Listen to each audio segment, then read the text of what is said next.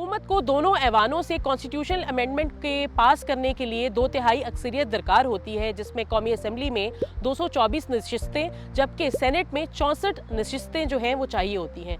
कौमी असम्बली में नून लीग के पास इस वक्त 125 नशिस्तें हैं और इंडिपेंडेंट अराकीन जो कि उनको सपोर्ट करते हैं उनकी तादाद 4 है। पीपल्स पार्टी जो है वो 74 अराकीन के साथ इत्तेहादी जमात है मुस्लिम लीग नून की कौमी असम्बली में। इसी तरह दीगर इत्तेहादी जमातों में MQM के 22, PML काफ के 5, इस्तेहकाम पाकिस्तान पार्टी के 4, PML ज़िया का 1, बलोचिस्तान अवामी पार्टी और नेशनल पार्टी के 1-1 अराकीन। इस तरह हुकूमत के पास 237 अराकीन कौमी असम्बली की ताहाल हिमायत हासिल है। दूसरी जानिब सेनेट में पाकिस्तान पीपल्स पार्टी सबसे बड़ी सियासी जमात है जिसकी अराकीन की तादाद 26 है, जबकि नून लीग के अराकीन की तादाद 20 है।